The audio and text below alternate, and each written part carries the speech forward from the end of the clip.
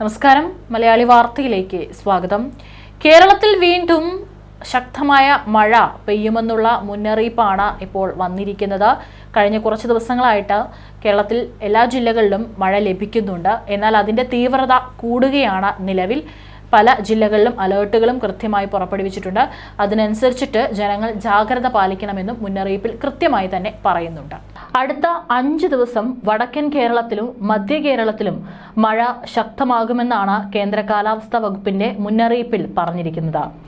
കർക്കിടകം തുടങ്ങിയതോടെ എല്ലാ ജില്ലകളിലും വീണ്ടും മഴ ശക്തമായിരിക്കുകയാണ്. കഴിഞ്ഞ ആഴ്ച വരെ വൈകിട്ടും രാത്രിയിലും ഇടവിട്ടാണ് മഴ ലഭിച്ചിരുന്നതെങ്കിൽ കഴിഞ്ഞ 2 ദിവസങ്ങളിൽ തുടർച്ചയായി മഴ പെയ്തുകൊണ്ടിരിക്കുകയാണ്. ജില്ലകളിലെ മിക്ക ഭാഗങ്ങളിലും മഴ ലഭിച്ചു കഴിഞ്ഞു. 18-ന് സന്ധ്യയ്ക്ക് ശേഷം തുടങ്ങിയ മഴ പുലർച്ചെ വരെ പെയ്തിരിക്കുകയാണ്. ഇതോടെ പല ജില്ലകളിലും താഴ്ന്ന പ്രദേശങ്ങളിലെ വീടുകൾ വെള്ളക്കെട്ടിലായിട്ടുണ്ട്. എങ്കിലും വീടുകളിൽ നിന്ന് മാറേണ്ട സാഹചര്യം ഇതുവരെ റിപ്പോർട്ട് ചെയ്തിട്ടില്ലെന്നാണ് അറിയാൻ സാധിച്ചത്. സൂര്യപ്രകാശം ലഭിക്കുന്നത് കുറഞ്ഞതോടെ അന്തരീക്ഷ താപനിലയും താഴ്ന്ന നിലയിലാണ്. മുൻ ദിവസങ്ങളെ അപേക്ഷിച്ച് കാറ്റിന്റെ ശക്തിയും കുറവാണെങ്കിലും ചില മേഖലകളിൽ ശക്തമായ കാറ്റാണ് വീശിക്കൊണ്ടിരിക്കുന്നത്. ഇത് കാരണമാണ് മൺസൂൺ സ്വഭാവത്തിലുള്ള മഴ തുടർച്ചയായി ലഭിക്കുന്നതെന്നും കാലാവസ്ഥാ വിദഗ്ധർ പറഞ്ഞിട്ടുണ്ട്. അടുത്ത ദിവസങ്ങളിൽ മഴ കുറയുമെങ്കിലും ഭേദപ്പെട്ട അളവിൽ മഴ ലഭിക്കുമെന്നും വിദഗ്ധർ പറഞ്ഞു. ഈ വർഷം മുൻ വർഷത്തേക്കാൾ കൂടുതൽ മഴ ലഭിച്ചുവെന്നും വടക്കൻ കേരളത്തിലാണ് മഴ ശക്തമാവുകയെന്നും കാലാവസ്ഥാ വിദഗ്ധർ പറഞ്ഞിരിക്കുകയാണ്. കാലാവസ്ഥാ നിരീക്ഷണ കേന്ദ്രത്തിന്റെ മുന്നറിയിപ്പ് പ്രകാരം ഇന്ന് 9 ജില്ലകളിലായിരുന്നു ഓറഞ്ച് അലേർട്ട് നിലവിലുള്ളത്. എറണാകുളം മുതൽ കാസർഗോഡ് വരെയുള്ള ജില്ലകളിലാണ് ശക്തമായിട്ടുള്ള മഴയ്ക്ക് സാധ്യത നൽകുന്ന ഓറഞ്ച് അലേർട്ട് നിലവിലുള്ളത്. ആ മേഖലകളിലൊക്കെ തന്നെ ഇന്ന് കനത്ത മഴയാണ് പെയ്തുകൊണ്ടിരിക്കുന്നത്. തിരുവനന്തപുരം മുതൽ കോട്ടയം വരെയുള്ള ജില്ലകളിൽ യെല്ലോ അലേർട്ടാണ് നിലവിലുള്ളത്. എന്നാലും ഇവിടെയും രാവിലെ മുതൽ തന്നെ മഴ പെയ്തുകൊണ്ടിരിക്കുകയാണ്. തിങ്കളാഴ്ചയോടെ സംസ്ഥാനത്തെ മഴയുടെ ശക്തി കുറയുമെന്നാണ് വിലയിരുത്തൽ. തെക്കൻ ജില്ലകളിലും തിങ്കളാഴ്ച മുതൽ മഴയുടെ ശക്തി കുറയുമെങ്കിലും എറണാകുളം മുതൽ കാസർഗോഡ് വരെയുള്ള ജില്ലകളിൽ മഴ തുടരും. കാസർഗോഡ്, കണ്ണൂർ ജില്ലകളിൽ തിങ്കളാഴ്ചയും ഓറഞ്ച് അലേർട്ട് അതുകൊണ്ട് നിലവിലുണ്ട്. കാലവർഷത്തിന്റെ ഭാഗമായി ഉണ്ടാകുന്ന മഴ തന്നെയാണ് നിലവിൽ കേരളത്തിൽ ലഭിക്കുന്നത്. മൺസൂണിൽ ജൂലൈയിലാണ് ഏറ്റവും കൂടുതൽ മഴ ലഭിക്കുന്നത്. ഈ വർഷം മുൻ വർഷത്തെ അപേക്ഷിച്ച് നോക്കുമ്പോൾ കൂടുതൽ മഴ ലഭിച്ചിട്ടുണ്ട്. വരും ദിവസങ്ങളിലും കൂടുതൽ ശക്തമാകാനാണ് സാധ്യത. വടക്കൻ ജില്ലകളിലാണ് മഴ കൂടുതൽ ശക്തമാകുക.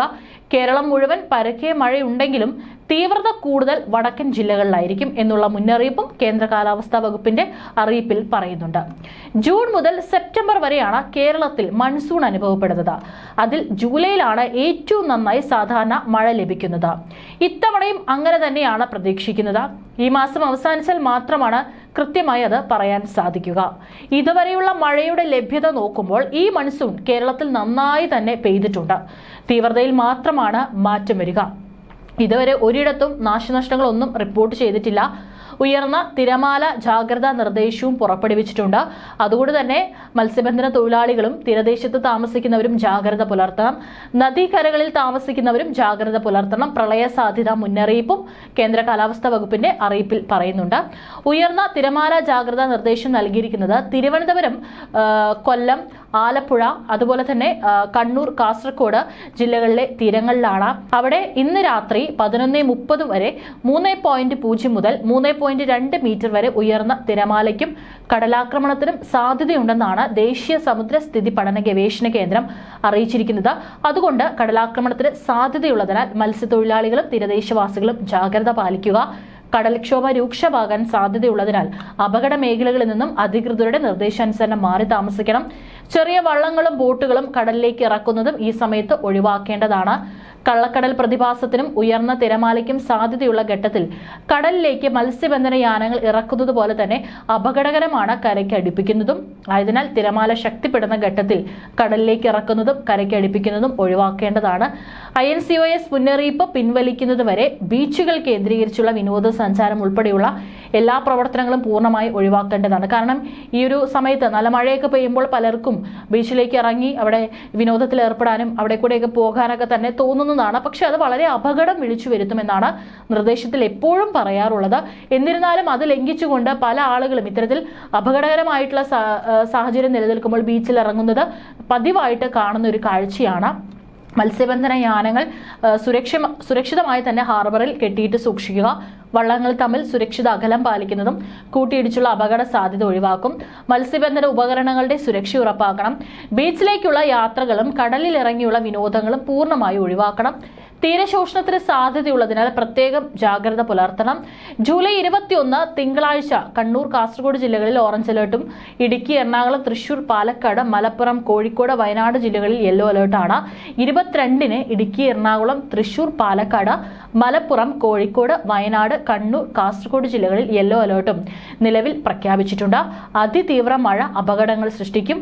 കുറഞ്ഞ സമയം കൊണ്ട് തന്നെ വലിയ മഴയുണ്ടാകുന്ന പ്രവണതയാണ് പ്രതീക്ഷിക്കുന്നത്. അത് മലവെള്ളപ്പാച്ചിലും മിന്നൽ പ്രളയങ്ങളും സൃഷ്ടിച്ചേക്കാം. നഗരപ്രദേശങ്ങളിലും പൊതുവെ താഴ്ന്ന പ്രദേശങ്ങളിലും വെള്ളക്കെട്ട് രൂപപ്പെടാനും സാധ്യതയുണ്ട്. മഴ തുടരുന്ന സാഹചര്യം മണ്ണിടിച്ചിലിനും ഉരുൾപൊട്ടലും സൃഷ്ടിച്ചേക്കാം. പൊതുജനങ്ങളും സർക്കാർ സംവിധാനങ്ങളും അതീവ ജാഗ്രത പാലിക്കണമെന്നും കാലാവസ്ഥാ വകുപ്പ് മുന്നറിയിപ്പ് നൽകുന്നു. കൂടാതെ കേരള, കർണാടക തീരങ്ങളിൽ മത്സ്യബന്ധനത്തിന് പോകരുത് എന്നും പറഞ്ഞിട്ടുണ്ട്. ലക്ഷദ്വീപ് തീരത്തും മത്സ്യബന്ധനം പാടില്ല. കേന്ദ്ര കാലാവസ്ഥാ വകുപ്പിന്റെ മുന്നറിയിപ്പിലാണ് ഇത് കൃത്യമായി പറഞ്ഞിരിക്കുന്നത്. കേരള, കർണാടക തീരങ്ങളിൽ മണിക്കൂറിൽ 40 മുതൽ 50 കിലോമീറ്റർ വരെയും ചില അവസരങ്ങളിൽ 60 കിലോമീറ്റർ വരെയും വേഗതയിലും ശക്തമായ കാറ്റിനും മോശം കാലാവസ്ഥയ്ക്കും സാധ്യതയുണ്ട്.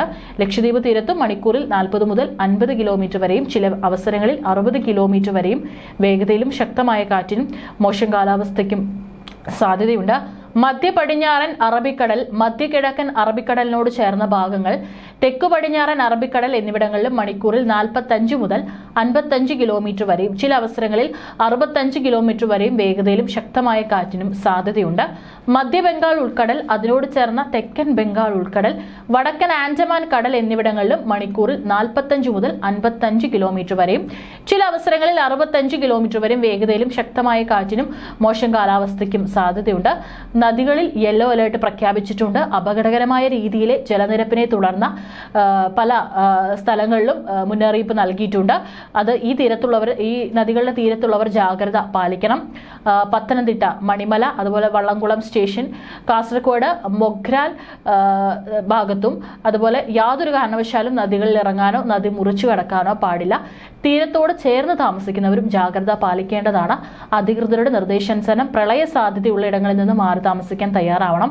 ഏതായാലും ഇത്തവണത്തെ മഴ പെയ്യുമ്പോൾ ഇടിമിന്നൽ ജാഗ്രതാ നിർദ്ദേശം നൽകുന്നില്ല. കാരണം എവിടെയും അധികം കാര്യമായിട്ടുള്ള രീതിയിൽ ഇടിമിന്നൽ മുന്നറിയിപ്പ് നൽകുന്നില്ല. പക്ഷേ മറ്റുള്ള കാറ്റിനുള്ള സാധ്യതയുണ്ട്. നദികളിൽ വെള്ളം ഉയരാനുള്ള സാധ്യതയുണ്ട്. തീര മേഖലകളിലൊക്കെ തന്നെ തിരമാല ഉയരാനുള്ള സാധ്യതയുണ്ട്. അതുകൊണ്ട് കൃത്യമായി തന്നെ ഈ മുന്നറിയിപ്പുകൾ ജനങ്ങൾ പാലിക്കേണ്ടതാണ്. ആരും അപകടം വിളിച്ചു വരുത്തരുത്.